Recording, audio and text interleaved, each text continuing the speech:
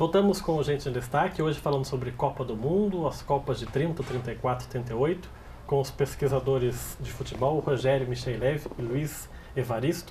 Vou começar agora com o Luiz. A gente começou falando no primeiro bloco da feitura dos álbuns também. Qual que é o lado mais prazeroso de fazer uma pesquisa como essa?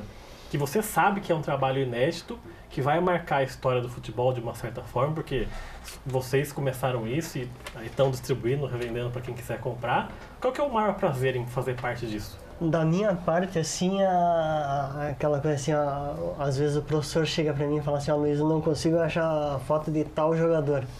Aí fico, pesquiso e vou até 2 horas da madrugada, daqui a pouco assim aparece uma foto assim num site iugoslavo lá, né?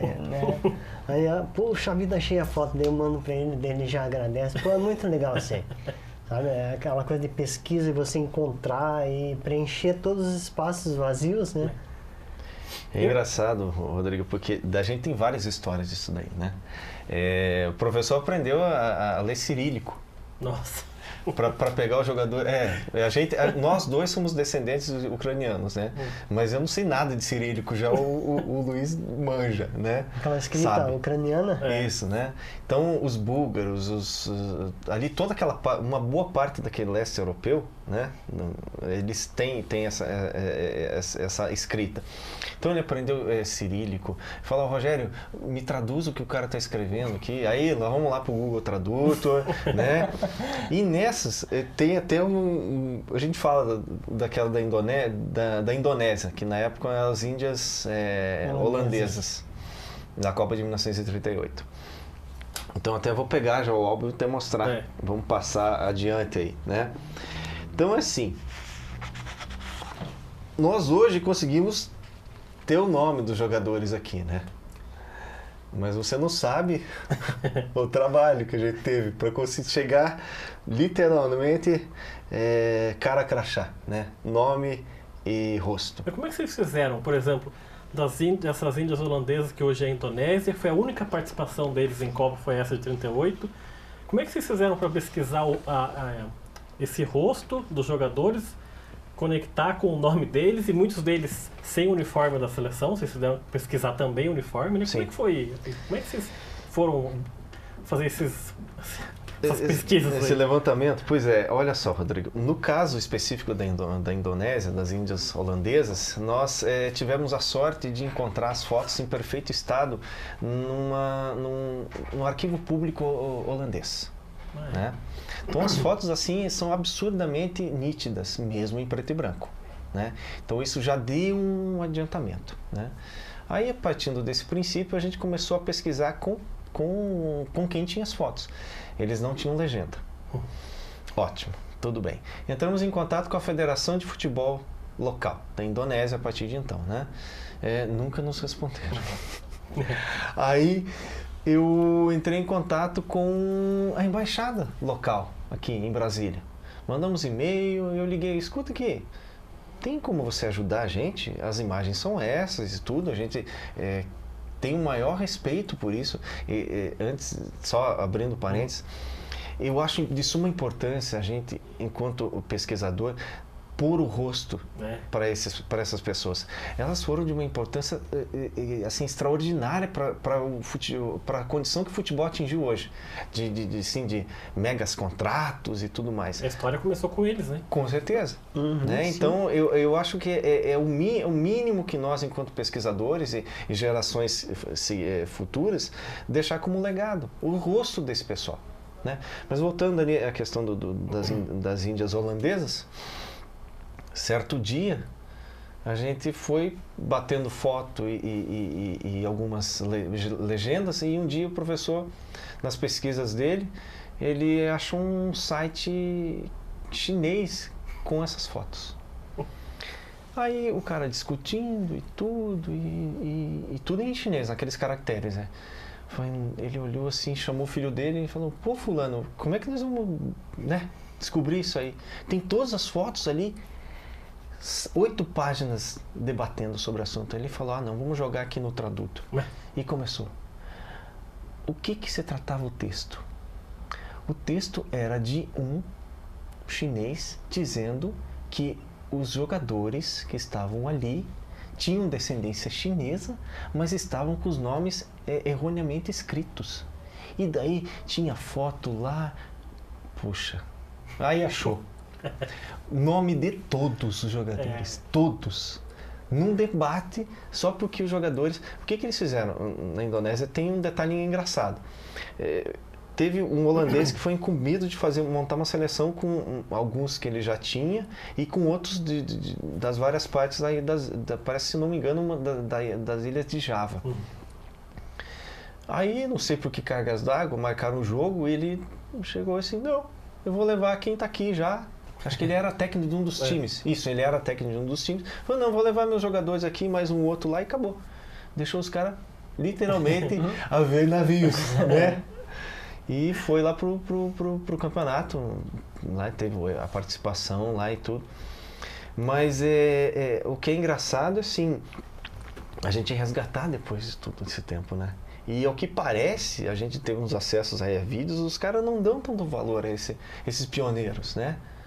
E a gente... Brasil principalmente, né? Nossa. O que você vê do Brasil de falta de respeito com pessoa que fez história, agora também se tratando de futebol, o pessoal não tem essa... Inclusive, eu estava falando com ele hoje, uma injustiça que o Barbosa teve em 50. Parece que ele foi o único culpado de tudo aquilo, né?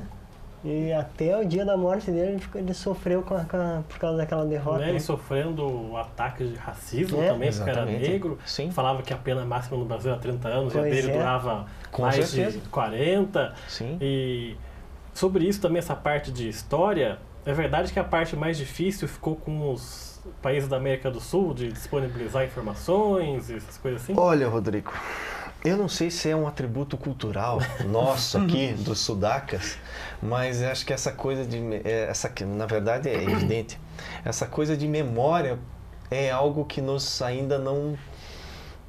é algo a ser trabalhado, né, na nossa cultura. Infelizmente, nossos irmãos aí não nos ajudaram, né? Só os únicos que nos ajudaram foram os uruguaios, né? Os contatos que nós tivemos a oportunidade de comprar diretamente cópias dos negativos em vidro das fotos de cada uma das 13 seleções que disputaram, né? Nós tivemos aí um colega, amigo nosso, que comprou as fotos e nos enviou, né? Mas nossos amigos argentinos, bolivianos, paraguaios e peruanos não nos ajudaram. Para não dizer que não nos ajudaram, dois episódios. Um filho de um jogador nos enviou fotos, né, e foi super gentil. Os demais nem nos olharam, nem nos deram atenção.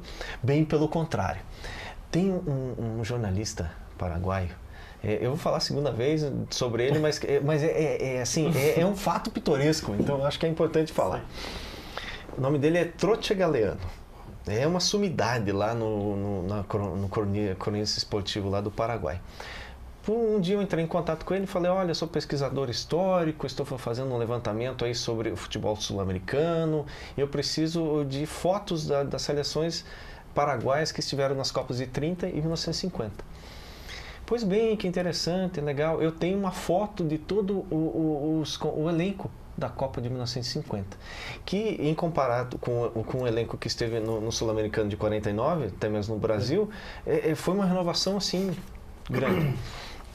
Falei, nossa, que interessante. Você pode me fornecer? Sim. Você é de qual país? Eu sou brasileiro. Nunca mais o cara me respondeu. Sabe, um absurdo. Mas, nunca mais. Não. Ficou, daí você foi insistindo e ele não respondia mais. Aí entrei em contato com um outro pesquisador que tinha blog e falei, olha, eu preciso dessas fotos e tudo, é um levantamento, eu preciso pôr o rosto desses pioneiros. Daí eu expliquei até para um historiador boliviano, Carlos Mesa. Eu falei, olha, ele tem um blog e tudo e não dava retorno. Falei, olha, eu preciso pôr o rosto. Ah, mas eu não tenho. Falei, não é possível, você é o maior historiador do futebol boliviano, você não tem. e não conseguia identificar. Eu falava, mas qual é o motivo? Eu não sei se eles têm vergonha desse passado, eu não sei. Eu às vezes fico me angustiando por que disso. A Bolívia tem, você pode ver se consegue mostrar as fotos da Bolívia também. Enquanto ele procura, Luiz, também nessa feitura dos álbuns, vocês pegaram também imagens da Biblioteca de Alexandria. Isso. Como é que foi? Como é que vocês chegaram até lá? E vocês pegaram fotos de quais países da biblioteca? Essa história, na verdade, quem sabe melhor é o Rogério, né? Essa aí eu não participei. Então, um dos muitos contatos que eu fiz foi um deles, né? Esse é o resultado de um deles. Um dia o professor achou umas fotos do elenco lá, dos egípcios da Copa de 34. Aí ele, olha, eu achei as fotos, só que tá em árabe, ele não sabe. E eu cheguei a comprar álbuns do campeonato egípcio, escanerizados, né? E para tentar entender, e não conseguia. A gente tentava os amigos árabes e não conseguíamos. Pois bem, aí um dia, ele, o link é essa Biblioteca de Alexandria, né? Tão famosa, né? Biblioteca de Alexandria lá no Egito. Aí um dia eu falei, olha, por favor, você pode me ajudar numa pesquisa? Eu preciso identificar quem são esses jogadores aí, né? Que disputaram a Copa, representaram o Egito na Copa de 1934. E o cara foi super solícito. Respondeu, mandou mais foto e tudo. Eu falei, nossa, que legal! E foi, conseguimos identificar. Aí quando a gente tinha mais uma dúvida ou outra, depois de uma troca de 2 ou 3 e-mails, o cara parou. Dá a impressão que foi assim, que era um estagiário que sei lá, que ele estava ali, teve acesso e... vou ajudar esse cara. E daí eu falei, olha, eu preciso que você responda para a gente mandar o material para você ver como é que ficou. Nunca mais, sabe? A gente conseguia essas brechas, sabe? E é isso que dá sabor na pesquisa. A gente começa, por exemplo, a ter já praticamente fazer um livro da pesquisa. Vocês podem escrever um livro sobre como foi fazer isso, né? Exatamente. Sobre como foi fazer isso. E qual parte teve mais trabalho que vocês podem falar aí? Aí eu não me refiro tanto às imagens, mas assim...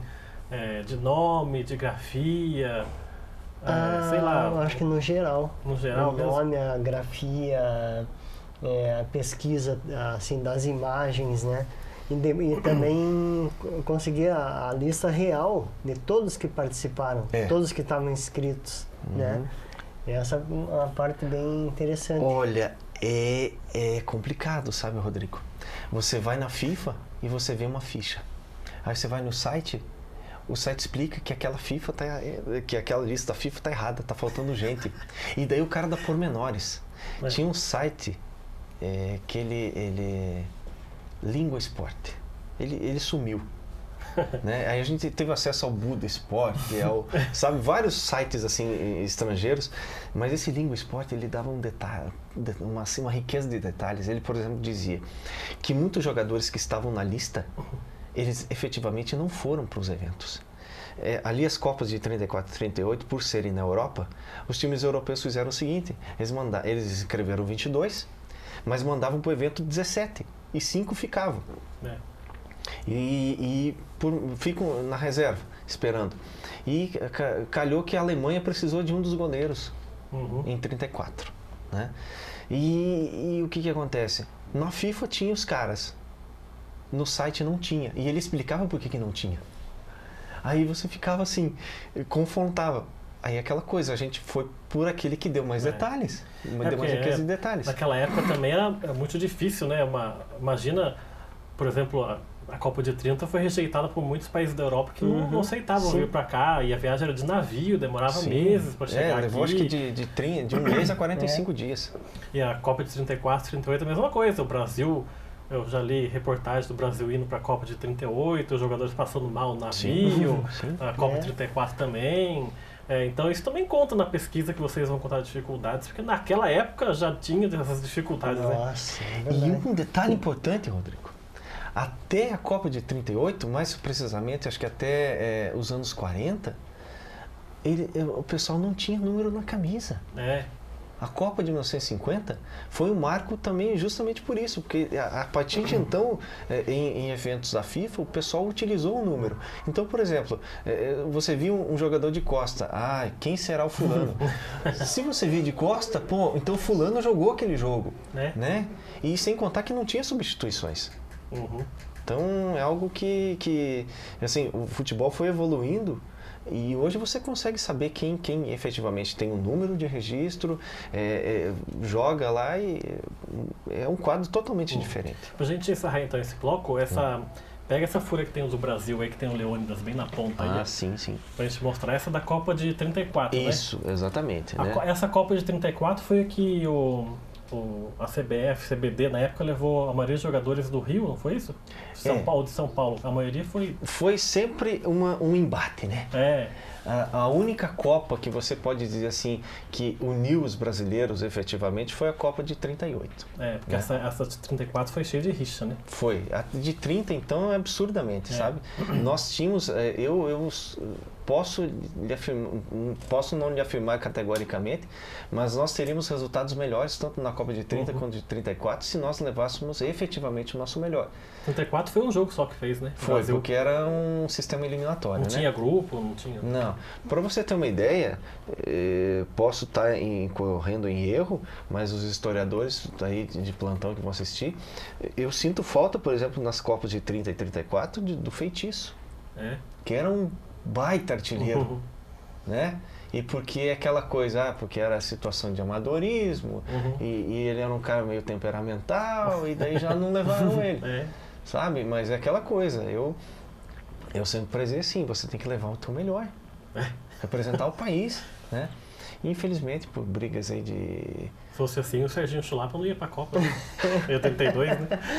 Aí já é uma outra história, é outro enfoque, né? Por exemplo, né? Serginho Chulapa não ia. Exatamente, dentre tantos outros, né? Mas aqui a gente pode ver, olha só, na mesma foto, a gente pode ver o Leônidas, né? Leônidas da Silva. E aqui, mais ou menos aqui do lado do escudo, um cara que teve uma importância sumária. Valdemar de Brito. Valdemar de Brito, aquele que foi o descobridor do nosso Rei Pelé. Né? Ele que trouxe aí, levou ele para o Santos. Tem uma outra curiosidade também. O primeiro paranaense a disputar uma Copa do Mundo. Exatamente. Né? O nome completo dele é Rodolfo Bartesco. Rodolfo Bartesco. Ele jogava como Patesco, né? Exatamente. Ele jogava em qual clube, você lembra ou não? Na época, Botafogo. Botafogo do Rio. Exatamente. Tá certo, então a gente vai para mais um rápido intervalo. Daqui a pouco a gente volta com o último bloco do Gente em Destaque, falando sobre as antigas Copas do Mundo. Até já. Esqueci que ele não